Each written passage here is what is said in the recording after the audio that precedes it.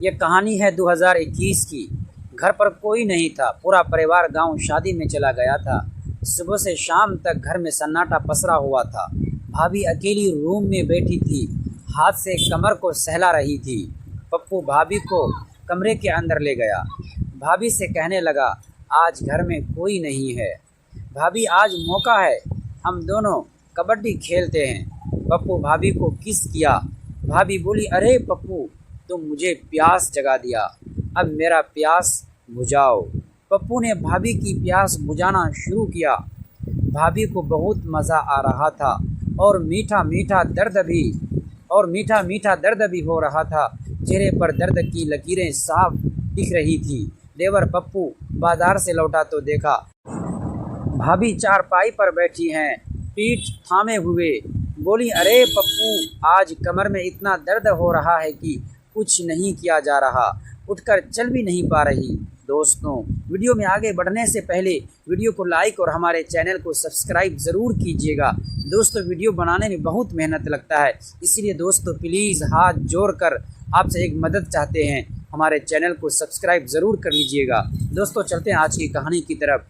मैंने कहा, भाभी सरसों का तेल लगाकर मालिश कर दूं? बचपन में माँ कहती थी, बहुत आराम मिलता था। वो थोड़ी देर चुप रही, फिर हल्के से मुस्कुराई और बोली, अच्छा तू कर लेगा, चल कमरे में चलते हैं, बाहर से कोई देख ना ले। कमरे में पहुंचते ही भाभी ने दरवाज़ा अंदर से बंद कर लिया, पंखा चालू किया, फिर चारपाई पर पेट के बल लेट गई। साड़ी का पल्लू थोड़ा सरका हुआ था, लेकिन उन्होंने उसे ठीक नहीं किया। मैंने अलमारी से सरसों का तेल निकाला, छोटी कटोरी में डाला और चूल्हे पर रखकर हल्का गर्म कर लिया। तेल की महक पूरे कमरे में फैल गई। मैंने हाथों में तेल लिया और धीरे धीरे उनकी पीठ पर लगाना शुरू किया। पहले तो हल्के हाथों से सिर्फ फैलाया, तेल गुनगुना था। उनकी पीठ पर लगते ही वो बोली, कितना अच्छा लग रहा है पप्पू, ठीक ऐसे ही और थोड़ा ज़ोर से दबाओ। मैंने उंगलियों से दबाव बढ़ाया। उनकी कमर के दोनों तरफ की मांसपेशियां सख्त थी। मैंने उन्हें गोल गोल घुमाकर मसलना शुरू किया। भाभी चुपचाप लेटी रही। धीरे धीरे मेरे हाथ उनकी कमर के नीचे पहुंच गए। साड़ी थोड़ी थोड़ी ऊपर सरक रही थी। मैंने जांघों पर भी तेल लगाया, हल्के हल्के दबाते हुए। भाभी बोली, हाँ यही दर्द ज़्यादा है, अच्छे से करो। मैंने दोनों तरफ अच्छे से मालिश की। तेल से उनकी त्वचा चमकने लगी। कमरे में सिर्फ पंखे की आवाज़ और तेल की चिकचिकाहट सुनाई दे रही थी। कुछ देर बाद भाभी ने मुड़कर मेरी तरफ देखा। उनकी आंखों में थकान कम हो गई थी। बोली, पप्पू तू तो सच में अच्छा मालिश करने वाला निकला, अब थोड़ा और ऊपर कंधों में भी दर्द है। मैंने उनके कंधों पर हाथ रखे और अच्छे से दबाने लगी। पीठ पूरी नज़र आने लगी थी। मैंने तेल लेकर कंधों, गर्दनों और पीठ के ऊपरी हिस्से पर अच्छे से मालिश की।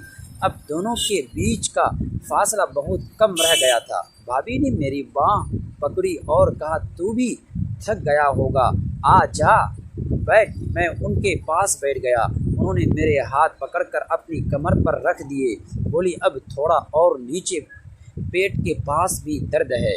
मैंने पेट पर तेल लगाना शुरू किया। भाभी बोली, पप्पू तू अब बड़ा हो गया है, पहले तो छोटा सा था, अब इतनी समझदारी से काम करता है। मैंने हल्के से मुस्कुराया। भाभी ने मेरे सीने पर हाथ फेरा और कहा, तेरी भी पीठ अकड़ गई होगी, अब मैं भी लगा दूं। उन्होंने मेरी शर्ट के बटन खोल दिए। मैंने शर्ट उतार दी। अब दोनों के शरीर तेल से चमक रहे थे। भाभी ने मेरे कंधों और पीठ पर। तभी दरवाजे की हल्की सी आवाज़ हुई। मैं अंदर आया तो उन्हें उस हालत में देखकर चौंक गया। क्या हुआ भाभी, आप ठीक तो हैं? मैंने चिंतित होकर पूछा। उन्होंने धीमे से मुस्कुराने की कोशिश की। बस सुबह से काम करते करते कमर में दर्द हो गया है। मैंने तुरंत कहा, आप बैठिए, मैं पानी लाता हूँ। पानी देने के बाद मैंने देखा कि वो उठने की कोशिश कर रही थी, लेकिन दर्द के कारण ठीक से खड़ी भी नहीं हो पा रही थी। मैंने पास रखी कुर्सी आगे खिसकाई और उन्हें सहारा देकर बैठाया। इतना काम क्यों करती हैं आप? अकेले थोड़ा आराम भी ज़रूरी होता है ना, मैंने हल्के से कहा। वो बोली, हाँ आराम, घर का काम कौन करेगा, आदत हो गई है।